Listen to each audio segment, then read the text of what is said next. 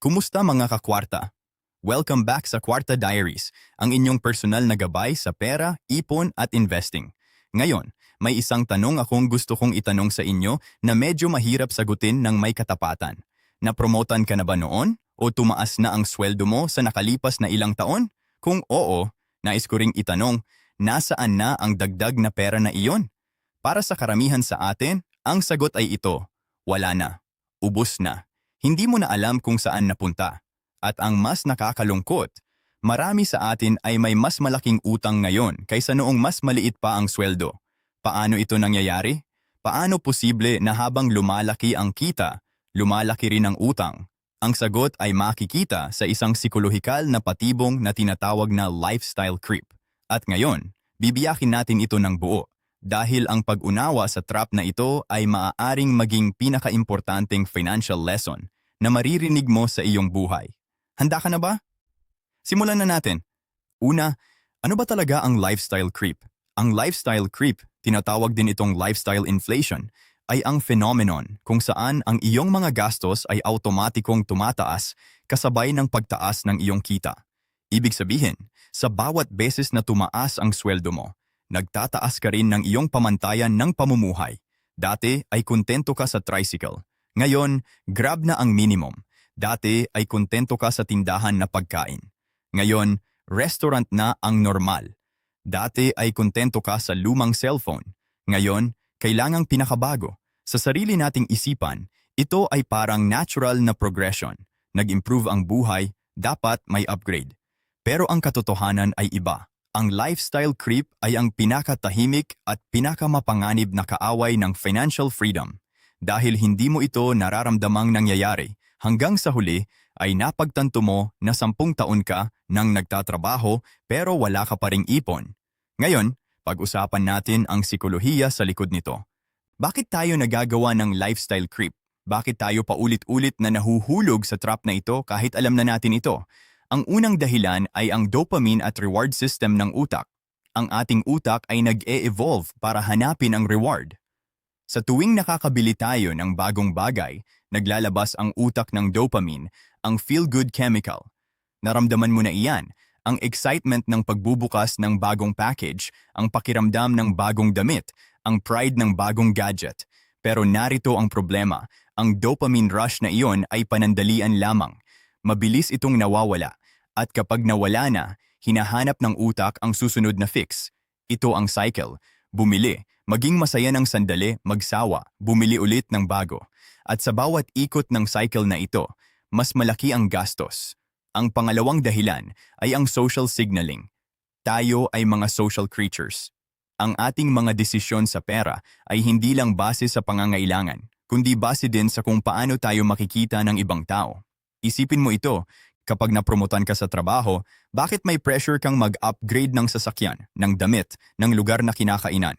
Hindi dahil kailangan mo yon, dahil may inaasahan ang lipunan. Kapag mas mataas na ang posisyon, dapat mas mataas din ang lifestyle. Ito ang social signaling, ang paggamit ng pera para ipakita ang status sa ibang tao. At sa Pilipinas, ito ay partikular na malakas. Tayo ay may kulturang nagbibigay ng mataas na halaga sa pakita at hitsura. Ang pinakamalaking kaaway ng ipon sa Pilipinas ay hindi ang mababang sweldo, kundi ang takot na mapag-iwanan at mapagtalunan ng mga kapwa natin. Ang ikatlong dahilan ay ang hedonic adaptation. Ito ang isa sa pinaka-fascinating at pinakamapanganib na konsepto sa psychology of money. Ang hedonic adaptation ay ang tendensya ng tao na bumalik sa baseline level ng kasiyahan kahit matapos ng malaking positibong pagbabago sa buhay. Ibig sabihin, ang bagong sasakyan na nagbigay sa iyo ng malaking kasiyahan noong una, pagkalipas ng 3 buwan ay normal na lang. Hindi ka na excited, kailangan mo na ng bago. Ang mas malaking apartment na panaginip mo noon, pagkalipas ng 6 na buwan ay normal na lang din. Gusto mo na ng mas malaki. Ito ang hedonic treadmill. Palagi kang tumatakbo, pero hindi ka umuusad. Palagi kang naghahanap ng susunod na bagay na magbibigay ng kasiyahan, pero palagi kang bumabalik sa parehong level. At ang pinakamasakit na parte nito, ang mga bagay na inisip mong magbibigay ng pangmatagalang kasiyahan ay hindi naman nagagawa iyon. Ngayon, pag-usapan natin ang kung paano tayo nahahatak sa debt cycle ng lifestyle creep. Narito ang pattern na naulit ng milyon-milyon Una, tumaas ang sweldo. Masaya tayo. Pangalawa, nag-upgrade ng lifestyle. Normal daw. Pangatlo, tumaas ang fixed expenses. Rent, car payment, subscriptions. Pang-apat, hindi na sapat ang sweldo para sa bagong lifestyle. Ika-5, kumuha ng credit card o loan para mapunan ang kakulangan. Ika-6, lumaki ang utang. Stress.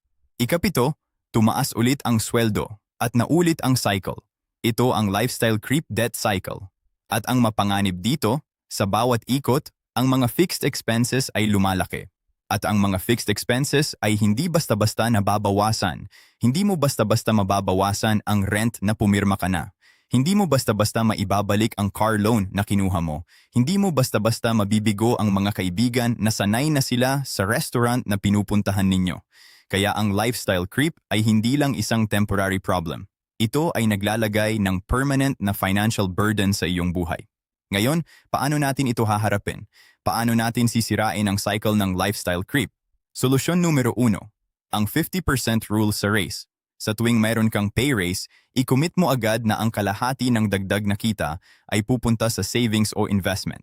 Halimbawa, kung tumaas ang sweldo mo ng 5,000 pesos, agad na ilipat ang 2,500 pesos sa MP2 or savings account bago mo pa man nararamdaman na mayroon kang dagdag.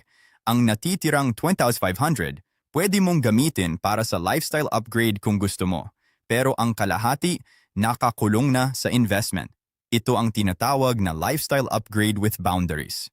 Hindi natin sinasabing huwag mag-enjoy ng mas mataas na kita. Sinasabi nating mag-enjoy, pero may sistema. Solusyon numero 2, mag-define ng lifestyle ceiling.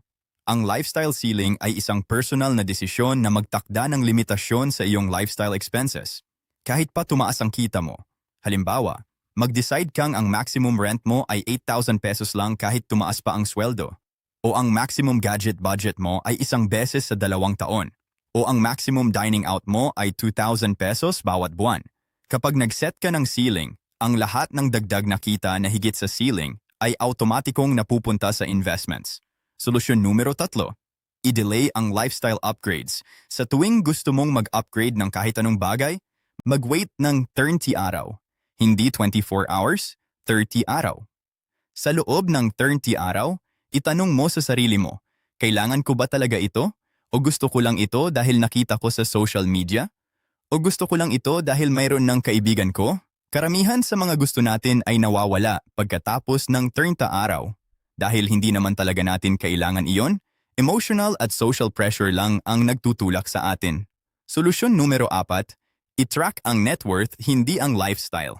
Ang karamihan sa atin ay sinusukat ang financial progress sa pamamagitan ng kung gaano kaganda ang pamumuhay. Magandang bahay, magandang sasakyan, magandang damit. Pero ang totoong sukatan ng financial health ay hindi ang lifestyle, kundi ang net worth. Ang net worth ay ang kabuuan ng lahat ng iyong assets minus ang lahat ng iyong liabilities. Ang assets ay ang iyong ipon, investments, properties. Ang liabilities ay ang iyong mga utang. Kapag ang net worth mo ay lumalaki, kahit simple ang pamumuhay mo, ikaw ay yumayaman. Kapag ang lifestyle mo ay maganda, pero ang net worth mo ay negatibo o zero, ikaw ay mahirap, kahit pa maganda ang pakita. Iyan ang katotohanan na ayaw marinig ng marami. Solusyon numero 5, palakasin ang delayed gratification. Ang delayed gratification ay ang kakayahang mag-resist ng immediate reward para sa mas malaking reward sa hinaharap.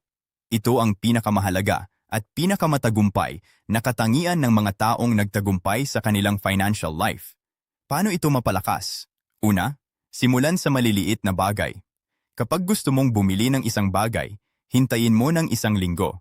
Sanayin ang utak na ang kasiyahan ay hindi kailangang agad.